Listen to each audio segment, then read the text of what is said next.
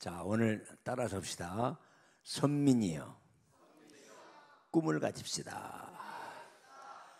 지구상의 인구가 지금 얼마인 줄 아십니까? 정확하게 82억 3,161만 3,070명입니다. 오늘까지.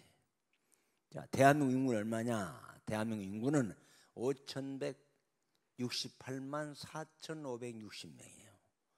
오늘까지. 내부에 들어가면 나옵니다. 그런데 이렇게 82억이 넘는 인구, 대한민국에 5,200만이 되는 그 인구 중에 딱 두 종류로 분할한다면 선민이 있고 이방인이 있어요. 택한 사람이 있고 하나님과 관계없는 사람이 있어요. 오늘 여러분들은 비록 세상 사람보다 겉보기에는 화려하지 않지만은 여러분들은 하나님이 너는 내 것이다 하고 선택받은 선민인 걸 믿습니다. 자, 우리 정말로 그 감격하는 마음으로 인사 한번 해보세요.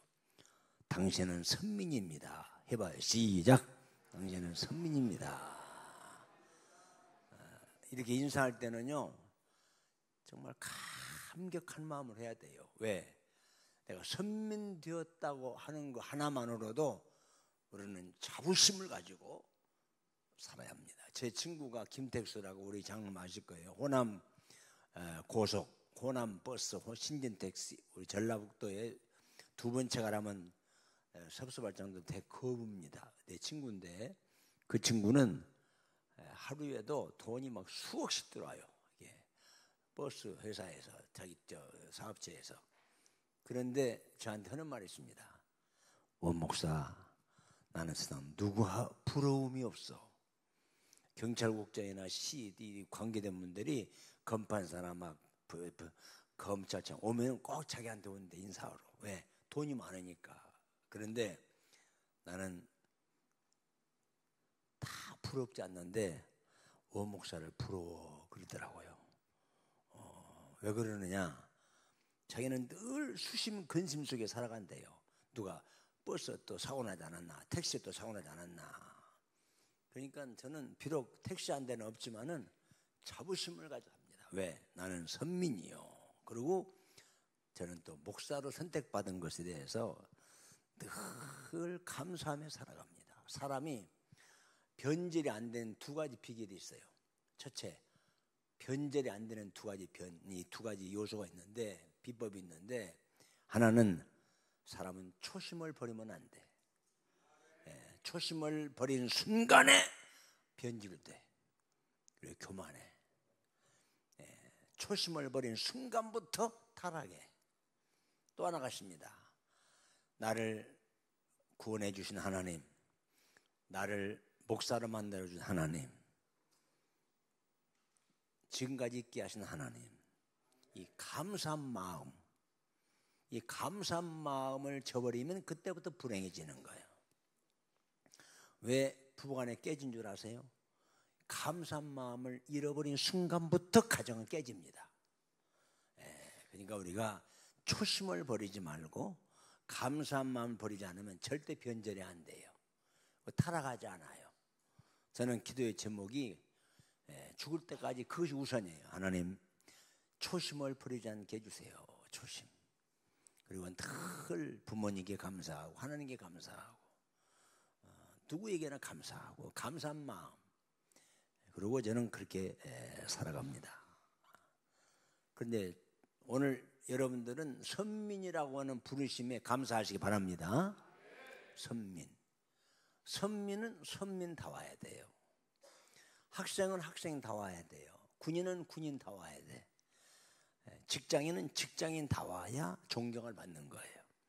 선민은 선민다워야 된다는 말은 돈을 많이 막 모아야 된다든지 얼굴을 예쁘게 하고 다녀야 된다든지 아니면 재산을 많이 축적해야 된다는 그런 말이 아니에요. 선민다워란 말은 선민은 꿈을 가지고 살아야 됩니다. 왜 그러느냐? 잠언서에 28장에 그랬죠? 꿈이 없는 민족은 방자한다. 꿈이 없는 민족은 방자한다 그랬어요. 그 말은 무슨 말이냐? 꿈이 없이 사는 사람은 망할 짓을 한다 그 말이에요. 꿈이 없이 사는 사람은 망할 짓만 해. 대한민국에 심각한 위기가 두 가지가 있습니다. 하나는 저출산입니다. 저출산. 대한민국이 세계에서 가장 애를 안 낳아요. 이것이 최고 심각한 위기야. 참 보통 심각한 일이 아니에요. 10여 년 전에 영국의 독일의 사회학자가 대한민국을 상황을 보고 떠나면서 남긴 말이 있습니다. 대한민국 국민들이여 정신 차리세요. 대한민국 앞으로 이대로 나가다가는 50년 뒤에는 대한민국이 영원히 없어져 버릴 수도 있습니다. 그랬어요. 왜 그러느냐? 50년 뒤에는 누가 군대 갈 것이며 회사에서 누가 일할 것이며 학교에 학생들이 어디에 있을 것이며 이대로 간 대한민국 망합니다. 그 말이 심각합니다 지금. 그런데 이 심각한 위기를 극복할 수 있는 길이 꼭 하나 있습니다. 얘기할까요 말까요? 할 때면 하시오. 그런 것 같아. 이 위기를 극복할 수 있는 유일한 길은 하나 있는데 산부인과 의사가 하는 말입니다. 대한민국이 사는 길은 대한민국 땅에 살아계신 여자분들 45세가 아직 안 된 분들은 얼마든지 애를 낳을 수 있답니다. 그러니까 45세 이하 되신 분들은 나라를 사랑하는 애국적인 마음을 가지고 오늘 이 설교를 들으시고 나라를 사랑하는 마음이 있다면 오늘부터 애를 낳기 시작해야 돼요. 아니 제가 웃으려고 한 게 아닙니다. 이거 심각합니다. 지금 이게 심각해요. 요즘에 셋을 낳으면은 정부에서 혜택을 많이 줍니다. 그리고 셋을 낳은 가정을 요즘 뭐라고 줄 아십니까? 애국자 중에 애국자라고 그래요. 네. 저는 아들이 하나 있는데 딸하고 아들이 있는데 우리 아들이 결혼한다고 그래서 누구하고 결혼할래? 물어보니까 자기가 사귀는 애가 있다고 그래요. 그래서 그러면 내가 네 맘대로 하되 그 사귀는 애를 좀 만나자. 내가 원하는 대로 안 되면 절대 결혼 못해. 그랬어요. 그래서 데려왔어요. 데려왔는데 걔 이름이 이지연입니다. 인사로 왔길래 내가 동력 우리 아들이 저는 우리 집이 집안 이름이 괴짜예요. 원팔년 원동력. 우리 아들이도 원동력입니다. 더. 그 이유가 있어요. 내가 이거 이 아들이 결혼한다고 둘이 왔어요. 그 애인한테 여자 사귀는 여자한테 너 우리 동력이 좋아하냐? 예, 좋아합니다. 결혼하고 싶으냐? 결혼할 겁니다. 결혼 꼭 할래? 결혼하고 싶어요. 그런데 결혼하려면은 내가 원하는 부탁이 있다. 내가 원하는 부탁 안 들어주면 결혼 못해. 그랬어요. 말씀하세요. 그래. 그래서 야, 너 결혼하면은 무조건 딸이든 아들이든 셋 나 자신 있나 없나? 3명 아들이든 딸이든 나면 결혼 오케이. 못 난다면 결혼 못해. 셋 낳을 수 있어 없어? 그래서 물었어요. 내가 목사가 되기니까 나는 애국적인 마음을 가지고 물어본 거예요. 한 5분 있다가 침묵 속에 있다가 아버님 결혼 못해요 할 줄 알았는데 아버님 셋 낳을게요 그러더라고요. 나는 시집 가려고 그런 줄 알고 나는 그냥 알았다고 오고 결혼식 했습니다. 우리 교회에서. 그런데 약속대로 아들 하나 딸 셋을 낳습니다. 그래서 우리 집도 애국자의 가정입니다. 오늘 이게 대한민국을 살리는 길은 기독교인밖에 없어요. 그러니까 오늘 이 설교를 들으시고 우리 남자분들은 또 물론 이제 여자분들은 45세가 안 난 분들은 애를 얼마든지 낳을 수가 있대요. 그러니까 45세 안 된 분들은 오늘 여러분들이 애를 낳을 준비를 하셔야 돼요. 네, 그래야 교회도 살고 나라도 사는 거예요. 자, 또 하나 위기, 또 하나의 비극이 또 하나 있습니다. 대한민국의 젊은 청소년들이 꿈이 없이 하루하루 지나간다는 거예요. 중학교 2학년 반에 가서 한 기자가 물었습니다. 너희들 몇 학년이냐? 중2예요. 중학교 2학년? 그래, 하나 묻겠는데 꿈이 뭐냐? 물어봤더니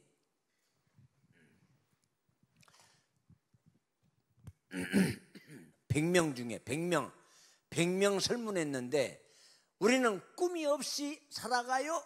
67%가 100명 중에 67%가 우리 꿈이 없어요.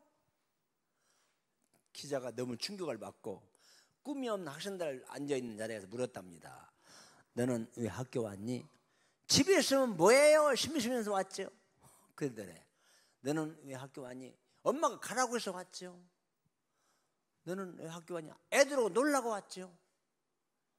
이거요 참 심각합니다. 그러니까 내가 오늘 참 들을 수 없는 말을 한번 들어보세요. 요즘 대한민국에 초등학교 너희들 중학교 다니니 고등학교 다니니 초등학교 다니니? 누가 중학교야? 아이고 중학교 다니 벌써? 학생은? 몇 학년이요? 6학년? 학생은? 초등학교 5학년. 일어나봐 저 뒤로 봐봐. 초등학교 5학년 6학년 학생 애들입니다. 일어나봐. 학생도 일어나봐. 앉아. 저렇게 초등학교 5학년 6학년 학생들이 잘 들으세요. 밤에 11시 12시에 음란 사이트에 들어가서 그 성생활하는 성적인 그 놀이하는 걸 본답니다. 봤다가 새벽 12시 넘어서 자기 클래스메이트 자기 여학생 동료한테 전화한대요. 영자야, 영식아, 너 뭐하냐? 그거 보고 있지? 야, 인마 봉오면 안 돼. 인마 나와봐, 인마. 가지고 5학년, 6학년 학생들이 길거리 나와가지고 담자 한 잔 깔고 성적 체험을 한답니다. 5학년, 6학년 학생들이. 지금 5학년, 6학년 학생들이 성 경험을 한 사람이, 섹스를 경험한 사람이 수없이 많대요. 왜 그러느냐? 꿈이 없이 살아나가니까, 꿈이 없으니까 죄 짓는 일만 하는 거예요. 무슨 말씀인지 아십니까? 교인도 마찬가지야. 교인도 교회만 왔다 갔다 했지. 꿈이 없으니까 교회만 왔다 갔다 했지. 죄 짓는 일만 합니다. 나쁜 일만 하고. 그래서 꿈이 없는 민족은 망한다, 방자하다 그랬어요. 그러니까 우리 예수 믿는 선민은 꿈을 가슴에 품고 그 꿈을 가진 사람들은 적당 어영부영 그렇게 안 살아요. 꿈을 이루기 위해서 죽기 살기로 애쓰는 거예요. 이게 꿈을 가진 사람이에요. 그래서 꿈이 없는 사람 망해. 자, 오늘 자세히 한 번 더 설명할게요. 저는 자세한 얘기는 나중에 하고, 저는 29살에 전주성결교회 교육전도사로 부임했어요. 31살에 목사 안수를 받았어요. 32살 2월 15일 날 정읍교회를 부임했어요. 당시 작년 출석교인입니다. 전교인이 아닌 출석교인이 250명이 모였어요. 이때 22살 먹은 제가 젊은 나이에 담임 목사로 부임을 했어요. 이 교회에 제가 열심히 목회했습니다. 그랬더니 만 4년 만에, 여기 증인이 서울에 장로님이 계십니다. 지금 만 4년 만에 출석교인이 450에서 많게는 500명 가까이 모였어요. 출석교인이. 그래서 제가 목회하면서 늘 선교에 불타는 목사, 왜냐하면 내가 불교 집안에서 목사가 되었고 예수 믿고 구원받았기 때문에 나는 이 복음을 갚아야지, 이 복음의 빚을 갚아야지, 늘 그 빚진 마음으로 목회를 했어요. 그래서 딱 4년 만에, 만 4년 만에 장로 3명하고 저하고 4명이 당회를 열었어요. 당회 이 안건은 간단합니다. 장로님들, 우리 교회가 거의 배로 부흥돼서 예산도 늘었으니까 우리 선교사 파송합시다. 해외 치교도 세웁시다. 국내 교회도 세우십시다. 그랬어요. 선교하자는 거지. 그러니까 그 3명 장로님이 일치 합동으로 안 된다 이거예요. 왜? 전주에 수천 명 모인 교회도 선교사 파송도 안 하는데 무슨 정업에서 선교사 파송합니까?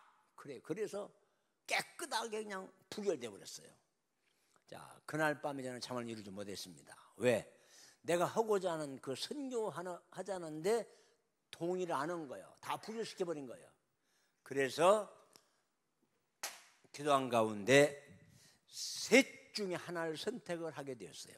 하나는 내가 저 장로님들을 3명 내보내야지. 저 취도해도 모르고 내보내버려야지. 단둘이 쫓아버려야지. 왜냐? 저 사람들이 성경을 못하게 방해하니까. 아니면 두 번, 저분들이 이 교회를 지키느라고 얼마나 피와 땀을 흘렸는데 장로를 내쫓아? 이건 아니지. 장로님에게 상처 주지도 말고, 그리고 교인들한테 상처 주지 않고 그냥 그럭저럭 그냥 바람 부는 대로 그냥 편안하게 안일하게 목회하고 떠나야지. 세 번째, 아니지. 나는 선교하는 교회를 이루기 위해서 내가 개척을 하는 것이 낫겠다. 그래서 2주 기도하다가 하나님 알려주세요. 어느 방법을 택할까요? 알려주세요. 하다가 딱 사표 내버리고 전주에 개척을 왔습니다. 이 36살에 2월 15일 날 딱 바울교회로 온 거예요. 개척교회로. 왜? 꿈을 이루기 위해서.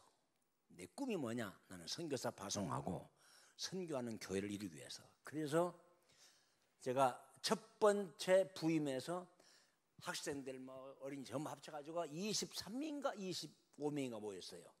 그때 저는 첫 번 설교할 때 피를 토하는 설교였습니다. 여러분 36살 때입니다. 저는요 정읍성결교를 사임하고 내가 선교하는 교회를 이루기 위해서 내 이 몸 다 불살라 선교할 겁니다. 여러분 우리 교회는 선교사를 파송하게 될 날이 올 겁니다. 선교하게 될 겁니다. 그렇게 막 피를 토하는 설교했는데 교인들이 웃지도 않고 말이에요. 모르겠니 아멘 나오고 그래요. 그래 그 모습을 보고 충격을 받고 그날부로 담요 한 장 가지고 강대상에 깔아놓고 거기서 그냥 계속 잠자고 기도하고 금식하고 그랬습니다. 저는 집에 가면 못 만나니까 교회로 와서 만났어요. 얼마나 기도를 열심히 했겠습니까? 그런데 그 누구도 예상하지 못했던 것처럼 딱 부임한 지 만 5년 만에 네팔 선교사, 그 다음에 사우디, 그 다음에 중국, 그 다음에 동남아, 리완, 그리고 어디입니까? 케냐, 이렇게 파송해서 96가정을 파송을 했습니다. 내가 이걸 자랑하려는 게 아니라 내 가슴 속에 꿈을 품고 그 꿈을 이루기 위해서 몸부림치니까 따라서 때가 되매 하나님의 때가 되매 꿈대로 되리라. 그러니까 꿈을 가진 사람은 그냥 허송세월 보낼 수가 없어요. 왜? 꿈이 있으니까. 근데 꿈을 가슴에 품고 사는 사람은 그 꿈을 이루기 위해서 몸부림치는 거야. 그러니까 가슴에 품은 대로 되는 거야. 닭이 계란을 품으면 병아리가 나와요. 그렇죠? 그러니까 우리 예수 믿는 사람은 연세가 많든 적든 오늘 설교 어린이 4명도 마찬가지예요. 난 앞으로 뭐가 되리라, 뭐를 하리라 하는 그 부푼 꿈을 품고 출발해봐요. 그러면은 건성은 안 보이는 거야. 꿈을 이루어야지. 꿈을 이루어야지. 그러면 때가 되면 이루어지는 거야. 자, 믿어주시면 아멘 하세요. 예, 그러니까 우리는 선민답게 살아가기 위해서는 우리가 꿈을 가지고 살아야 된다 이겁니다. 자, 한번 물어보겠습니다. 동남아시아에서 가장 잘 사는 나라가 있어요. 준법 정신이 강해. 거기는 길바닥에 담배 하나 없고 누가 침 뱉는 사람 없어요. 그리고 선진국, 인민 가고 싶은 나라, 아주 문화 수준이 아주 높은 나라, 그런 나라가 하나 있는데 혹시 어느 나라인지 짐작이 갑니까? 필리핀? 필리핀도 아니고 싱가포르 나라입니다. 싱가포르 나라가 50년, 60년 전만 하더라도 우리나라보다 훨씬 미개한 나라였습니다. 그런데 그 싱가포르 나라가 1959년도 이 광유라고 하는 사람이 수상이 되었어요. 싱가포르 나라에 수상이 되면서 이분이 수상이 되면서 전 국민 앞에 이렇게 얘기했습니다. 싱가포르 국민 여러분, 나는 꿈이 있습니다. 우리 싱가포르 나라는 이제부터 첫째, 일부 일처주의 운동할 겁니다. 그 전에는 남편 한 사람이 아내가 막 보통 많은 사람은 10, 20 경쟁했습니다. 그 나라가 개판되지. 두 번째, 자녀 둘 낳기 운동합니다. 세 번째, 각 방 3칸 가질 수 있는 내 집 갖기 운동할 겁니다. 네 번째, 다이아 바퀴가 4개를 가지긴 자가용 갖기 운동할 겁니다. 다섯 번째, 주 500불 수입을 올리는 잘 사는 나라를 만들 겁니다. 그랬어요. 그랬더니 전 국민이 한우 성을 치면서 박수하는 게 아니라 그래요? 그렇게 될까? 그랬는데 만 30년 만에 이광우의 꿈이 이루어져서 싱가포르 나라는 지금 세계적인 국제 나라가 되었습니다. 누구 때문에? 한 사람의 위대한 꿈이 위대한 민족을, 위대한 국민을 만들어냈어요. 꿈이 없으면 망해요. 여러분들은 꿈을 가슴에 품고 살면 언젠가는 우물을 파면 물이 고이듯이, 씨를 뿌리면 싹이 나듯이 꿈을 가슴에 품으면 꿈이 나오는 거예요. 그렇게 인생을 살아가시길 바랍니다. 예. 시간 가면 딱 중단해버리고 안숙기도 할 거니까. 미국에 한 젊은이가 있었어요. 효도하는 젊은이가 어머니를 모시고 있었어요. 근데 어머니가 죽게 되었습니다. 어머니가 죽게 되었는데 동네 어르신들이 찾아가서 우리 어머니 죽게 되었습니다. 어떻게 하면 좋을까요? 그러니까 이거 얼마 떨어진 곳에 그 용한 의사가 있다는 거예요.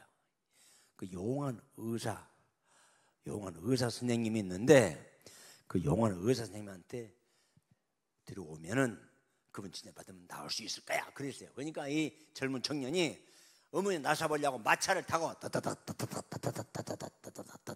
마차를 타고 장시간 걸려서 모시고 왔어요. 그래서 의사 선생님이 딱 보니까 죽어버렸어요. 어머니가. 그 젊은 청년의 가슴 속에 마차보다 빨리 달리는 차를 타고 왔다면은 어머니를 살릴 수 있을 텐데 해서 그때부터 이 자동차를 만들려는 꿈을 가슴에 품고 안전하거나 자동차 밥을 먹어도 자동차 잠을 자도 자동차 그래서 결국은 이 젊은 청년이 세계 최초로 그 가슴에 품은 꿈대로 자동차를 만들어냈어요. 이 사람이 1903년 최초로 자동차를 만든 헨리 포드라는 사람이에요. 아까 말씀했죠. 그러니까 꿈을 가슴에 품은 사람은 때가 되면 반드시 꿈이 이루어지는 거예요. 자, 오늘 본문의 주인공이 요셉이에요. 요셉은 이복 형제와 함께 12명이 한 집에 살았어요. 그런데 요셉이 어느 날 꿈을 꿨습니다. 형님들, 저 꿈을 꿨습니다. 들에서 곡식다를 묻는데 내 단은 벌떡 일어나 있고 여러분 단은 저한테 구벅구벅 절하더이다. 형님들, 또 꿈을 꿨습니다. 해와 달과 11별이 나한테 절하는 꿈을 꿨습니다. 그때부터 꿈꾼 것 때문에 요셉은 파란만장한 시달림을 당해야 했습니다. 시기, 미움, 고난을 당하고 죽이려고 그러고 노예로 팔아먹고 또 억울하게 누명을 씌워서 감옥에 집어넣어버리고 정말 가시밭길을 걸은 거예요. 그러나 요셉은 그렇게 시달림을 당하고 고난을 당하고 말할 수 없는 처참한 고통 속에 살아가면서도 꿈을 이루기 위해서 3가지 결단을 했습니다. 3대 결단. 자, 오늘 이걸 얘기하려고 그래요. 자, 목표를 세웠다고 다 이루어지는 게 아니에요. 목표는 내가 세우지만 이루신 분은 하나님이에요. 꿈은 내가 가질 수 있어요. 꿈을 이루신 분은 하나님이신 있습니다. 하나님이 이루신 거지 내가 하는 게 아니야. 꿈은 내가 꾸어요. 목표는 내가 세워요. 이루신 분은 하나님이야. 그런데 요셉은 어렸을 때 그런 꿈을 꾸고 꿈이 이루어지는 그날 그 시간까지 3가지 위대한 결단을 했어. 이 3대 결단, 이걸 얘기하려고 그래요. 자, 첫째, 39장 5절에 쭉 보게 되면 요셉이 보디발의 집에 노예로 팔려갔습니다. 어린이들 나중에 성경 봐요. 자, 듣기만 해. 아저씨 듣기만 해. 거기에 노예로 팔려갔는데 그 보디발이 출근한 사이에 보디발의 아내로부터 유혹을 받습니다. 보디발은 노예예요. 노예, 종이에요. 종놈이 종놈. 보디발이 출근한 사이에 아내가 유혹합니다. 제가 특히 쉽게 설명할게요. 요셉아, 내 남편 출근했다. 나 혼자 있다. 빨리 내 방에 들어오니라이. 빨리 내 방에 들어와. 나 혼자 있어. 하고 유혹을 했어요. 자, 하나 물어볼게요. 틀리면 지옥 가는 거 아니에요. 얘기해봐요. 그 유혹을 요셉이 몇 번이나 유혹을 받은 줄 아세요?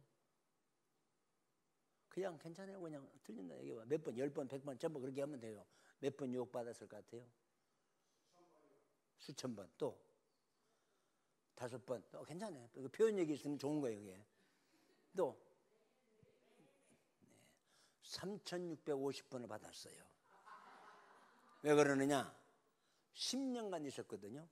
10년간 날마다 하루에 한 번이면 3650번, 두 번이면 7000번 넘게 요셉아 나랑 같이 잠자자 그랬어요. 그때 요셉은 사모님, 당신의 남편이 내게 다 위임을 했지만은 당신은 나한테 허락지 않았습니다. 내가 왜 하나님 앞에서 죄를 질 수 있습니까? 너 못해요. 안 됩니다. 거절했어. 이게 요셉이야.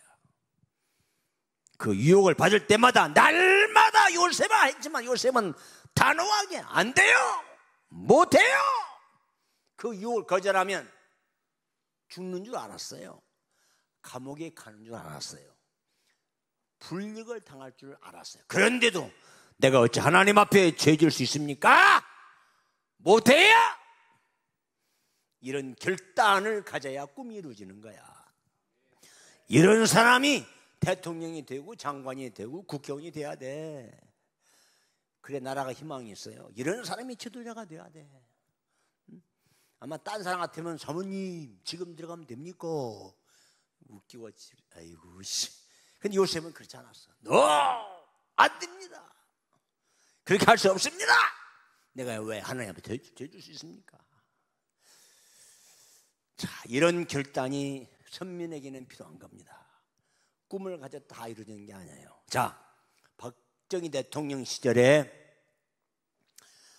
박정희 대통령이 비서실장에게 차실장, 내 동료 투스타 사단장들 있지, 다 초청해. 그 영빈관에 초청했어요.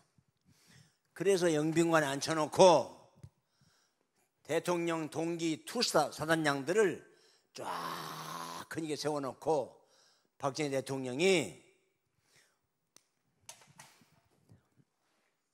동료 여러분 고마워요. 감사해요. 여러분 까닭에 내가 대통령이 되었고 여러분 협력해서 나는 청와대에 입성했는데 여러분 고마워요. 나 여러분에게 한 장씩 권하려고 초청했어요 하면서 참 한 사람 초청을 한 사람들에게 손을 권합니다. 박 장군 고마워요. 수고했어요. 조 장군 감사해요. 고마워요. 이 장군 고마워요. 감사해요. 김 장군 당신 정말 수고했어요. 감사해요. 고마워요. 하고 전부 다 술 한 잔씩을 권하니까 대통령이 주는 술을 주니까 좋겠어요. 떡더름하겠어요. 좋아할 정도 아니요. 너무 환상적이지. 대통령을 자기들이 불러가지고 술 한 잔을 권하니까.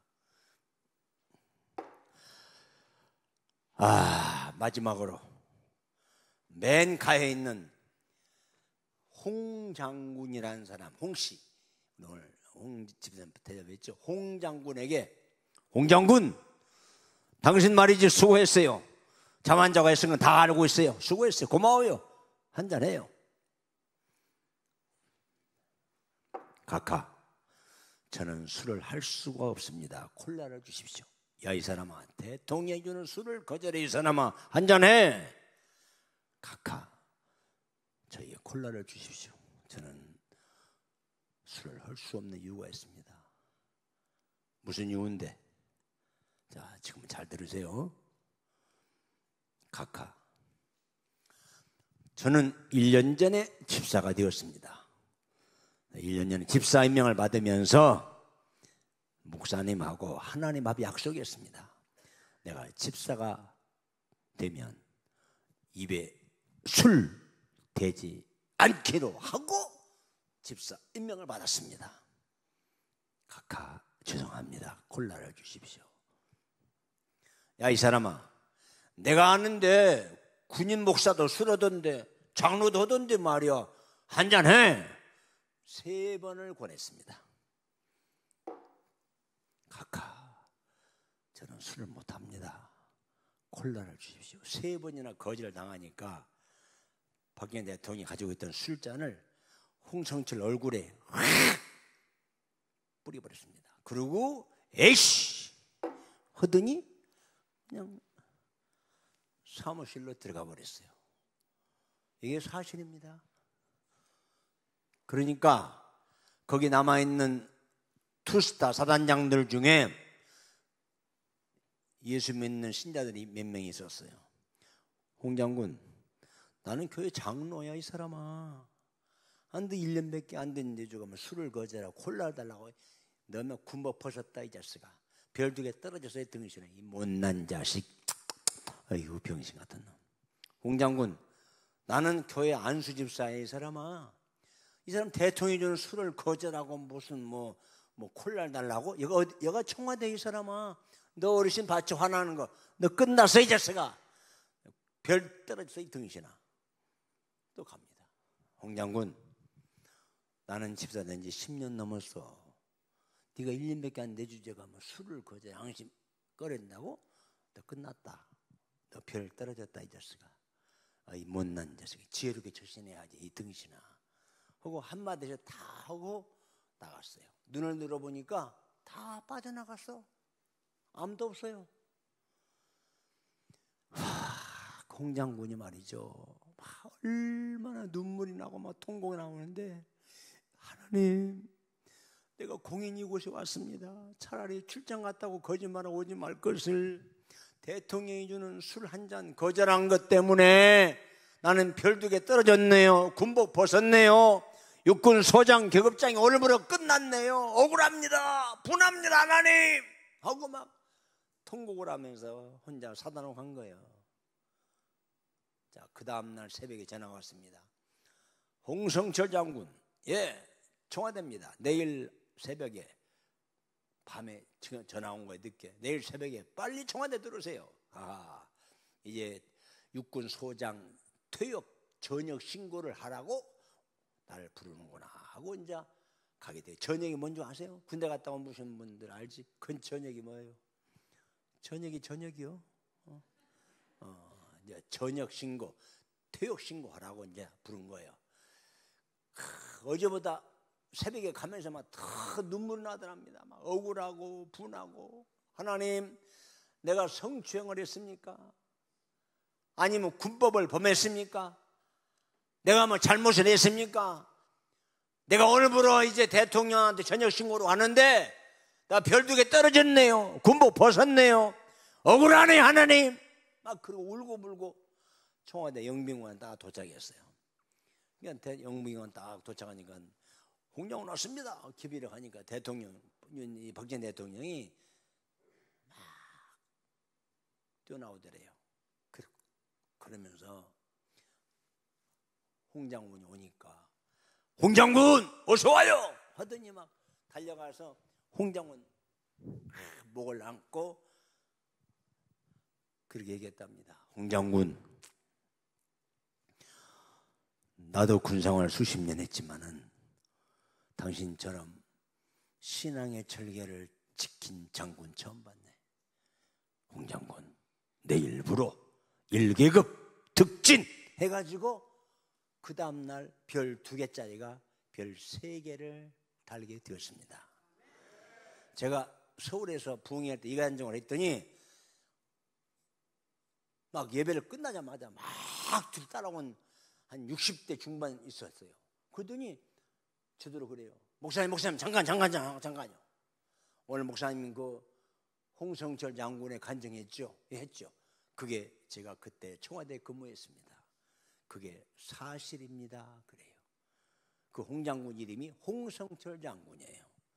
그분이 훗날 장관이 되고 군복을 벗고 교회 간증하면 이런 얘기했습니다. 잘 들어봐요.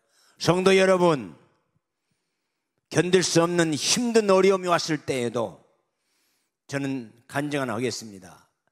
청와대에 초청해서 박정희 대통령이 술 한잔 권하길래 집사 양심으로 끝까지 거절했더니 그 다음 말 멋있어요. 하나님이 대통령 마음을 감동시켜서 그 다음에 옷 벗고 나간 줄 알았는데 계급 하나 더 승진해서 육군 중장이 되었습니다. 여러분 힘들어도 신앙의 절개를 지키시고 하나님을 기쁘시게 하면 좋은 일이 옵니다. 그게 요셉의 결단이야. 꿈을 가졌다고 다 이루어지는 게 아니야. 목표를 세웠다고 다 이루어지는 게 아닙니다. 하나님을 기쁘시게 하면 하나님 앞에 너 아닙니다 하고 이런 위대한 결단이 있어야 하나님이 그 꿈을 이루어지는 거야. 두 번째로 요셉이 누굽니까? 요셉은요, 요셉의 전기를 보면은 요셉이 사는 곳, 가정, 노예, 옥중, 궁중에 요셉이 상황하는 걸 보게 되면 요셉은 매사에 성실했어요. 자기 자신의 임무를 다했어. 아들은 아들로서, 그러니까 아버지 혼자 독차지 사랑을 받았어요. 노예로 팔려가서는 가정의 총무를 맡을 만큼 아주 신뢰를 받았어. 감옥에서도 말없이 간수, 죄수 역할을 하더니까 결국 인정을 받고 간수가 됐어. 애굽의 궁중 위에서 얼마나 성실했던지 바로가 야야야야 저렇게 성실하고 지혜 있고 명석한 요셉을 하나님이 주셨다 하면서 내 모든 정권을 다 위임하노라. 그래서 그날부로 총리가 된 거야. 자, 두 번째 결단이 뭡니까? 나는 꿈을 가슴에 품고 어디에 있든 뭘 하든 자기 주어진 이치에서 최선을 다하리라. 성실하게 살리라. 양심껏 살리라. 이게 요셉의 결단이에요. 이런 사람이 성공하는 거야.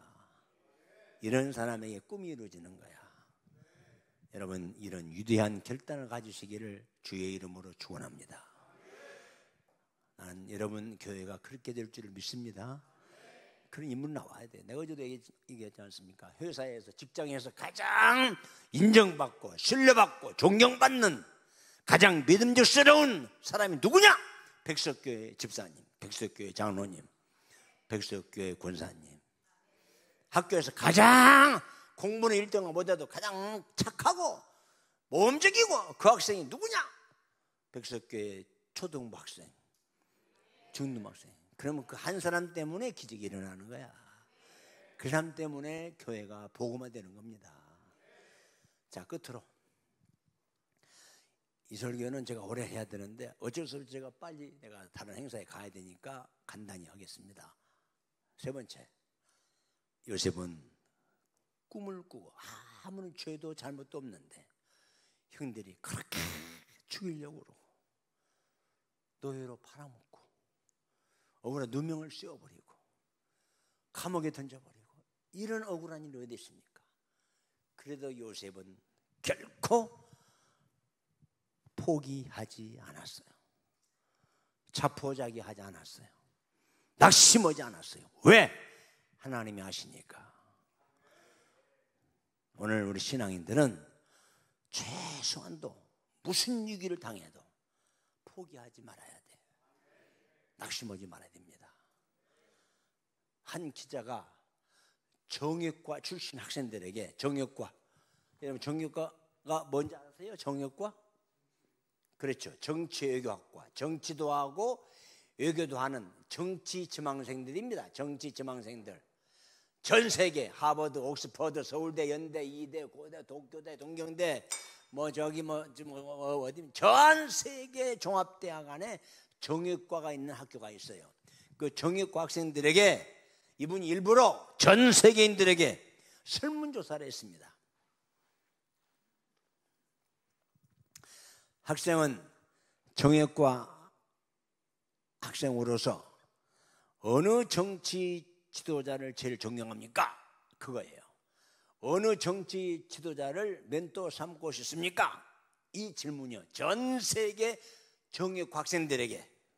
그런데 전 세계 정역 학생들이 가장 많은 존경하고 싶은 지도자, 멘토 삼고 싶은 지도자, 닮고 싶은 지도자가 2명이 나왔어요. 2명. 몇 명이요? 2명. 한 명은 누구냐? 에이브람 링컨. 또 한 명은 누구냐? 영국의 처칠 수상. 링컨과 처칠은 잘 들어요. 두 사람은 공통점이 3가지가 있어요. 첫째, 링컨, 처칠은 독실한 기독교인입니다. 두 번째, 민족주의자입니다. 세 번째, 링컨과 처칠은 역사 이래 평신도로서 가장 기도를 많이 한 기도하는 지도자입니다. 링컨은 공약대로 자기가 대통령 된 다음에 백악관에 기도실을 세워놓고 기도하면서 정치를 하겠습니다. 그래서 그가 대통령이 되자마자 백악관에 기도실을 세워놓고 나라가 어려움을 당했을 때마다 목사님을 모시다가 안수기도를 받으시고, 그리고 목사님 우리 여기서 하루만 철야하면서 금식하면서 기도해 주시겠습니까?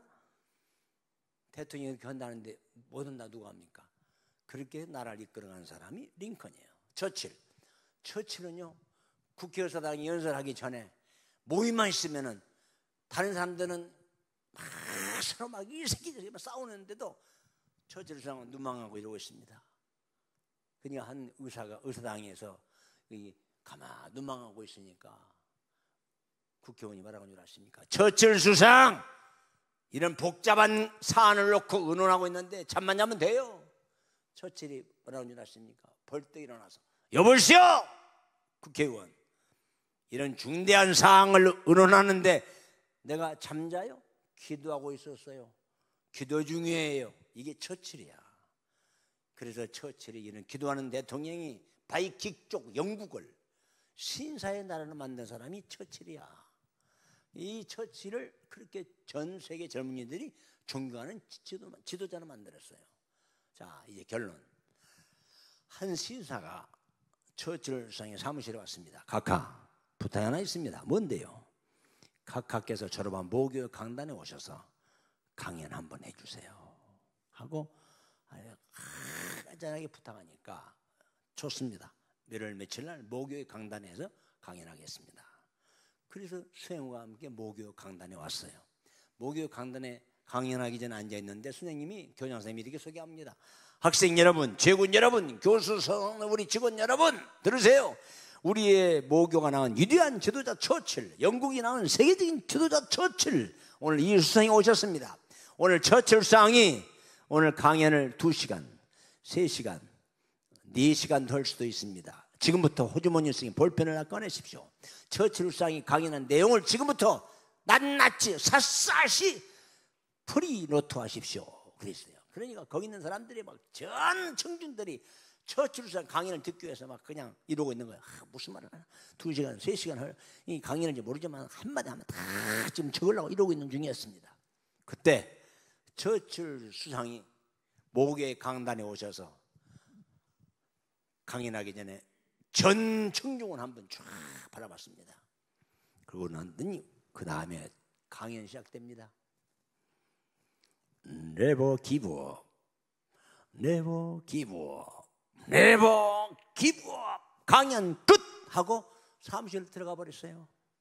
이것이 영국 처칠 수상 회고록의 모교 Never give up 강의입니다. Never give up. 이게 무슨 말이에요? 결코 포기하지 마라. 결코 포기하지 마라. 결코 포기하지 마라. 강연 끝. 끝난 거예요. 이게 처칠 수상의 유명한 네버 기브업 강의입니다. 놀라운 일이 벌어졌어요. 영국이 낳은 세계적인 학자가 있었습니다. 당신 어떻게 세계적 학자가 되었습니까? 지금부터 모교 강단에 한 40년 전에 처칠 수상께서 우리 학생들 강연할 때에 결코 포기하지 마시오. 그럴 때 나는 그날 그 시간부터 포기를 모르고 열심히 연구했더니 나는 세계적인 학자가 되었습니다. 그래서 당신은 어떻게 세계적인 기업가가 되었습니까? 지금부터 39년 전에 모교 강단에 처칠 수상께서 애잔한 마음으로 결코 포기하지 마라 그렇게 강연했을 때 그 말이 가슴에 꽂힌 그날부터 나는 사업하다가 얼마나 힘들고 어려웠지만 결코 포기하지 않냐고 사업했더니 나는 지금 세계적인 기업가가 되었습니다. 당신은 어떻게 세계적인 정치 지도자가 되었습니까? 지금부터 32년 전에 처칠 수상께서 결코 포기하지 말라고 하셨길래 나는 무슨 신문을 당하고 억울함을 당하고 누명을 써도 포기하지 않냐고 앞만 보고 계속 왔더니 나는 지금 세계적인 정치 지도자가 되었습니다. 이렇게 얘기하는 거예요. 자, 우리 성도 여러분, 꿈이 있는 사람은 꿈이 없는 사람과 달라야 돼요. 우리는 최소한도 포기를 모르고 살아야 됩니다. 저는 농부의 아들입니다. 우리 어머니 아버지가 씨를 뿌리는 걸 봤는데 씨를 뿌리는 시기는 같을 수가 있어요. 근데 거두는 시기는 똑같지 않아. 귀한 것일수록 거두는 시기가 늦어요. 싼 것일수록 거두는 시기가 빨라. 여러분, 우리 기도도 마찬가지지만 우리의 꿈도 귀하고 소중한 것일수록 늦을 수가 있습니다. 그런데 그 늦는 과정에 아픔이 있고 고난이 있고 이것은 꿈이 이루어지기 위한 하나의 과정입니다. 과정. 그 과정이 있었기 때문에 열매를 거둘 수 있는 거예요. 아까도 제가 얘기했습니다. 바울교회가 선교하는 교회가 이루어진 것은 그냥 된 게 아니라 선교하는 교회를 이루리라는 꿈을 품고 열심히 노력한 끝에 교회도 성장하고 부흥되니까 때가 되면 선교사를 파송하고 해교 지교도 세우고 인물을 양성하고 그렇게 되더라 이거예요. 나는 이 확신의 산 증인입니다. 꿈을 가지니까 나 같은 못난 이도 나 같은 무능한 사람도 꿈이 이루어질 날이 있구나. 그래서 내가 오늘 여러분에게 자신 있게 여러분에게 설교를 하는 거야. 여러분 꼭 꿈을 가슴에 품고 나가시길 바랍니다. 꿈을 가슴에 품고 나가는 사람은 언젠가는 이루어질 날이 있어요. 그러나 꿈이 없이 전학한 사람은 죄 짓는 일만 해. 나쁜 일만 해. 오늘 누가 어디 가서 한탕했거나 오늘 누구를 죽이고 누구에게 피해를 줬구나. 근데 꿈 있는 사람은 그렇게 못 살아요. 언제나 꿈이 이루어지는 그 시간까지 열심으로 죽기 살기로 그렇게 하다 보니까 때가 되면 이루어지는 거야. 여러분, 저는 이 교회가 꼭 그렇게 꿈을 이루는 교회가 되었으면 좋겠습니다. 자, 어제도 얘기한 대로 교회 부흥은 그냥 이루어지는 게 아니라 첫째, 목사님이 원대한 꿈이 있어야 돼. 나는 교회를 성장케 하리라. 교회를 부흥케 하리라. 왜? 하나님 영광하기 위해서. 왜? 선교하기 위해서. 왜? 지역사회에 복음을 전파하기 위해서. 이런 분명한 목표를 세우고 나가게 되면 꿈이 이루어지는 거예요. 어제도 얘기했습니다. 여러분, 교회 부흥되는 것은 목사가 잘해서가 되는 게 아니라 여러분 입에서 전파되는 입에서.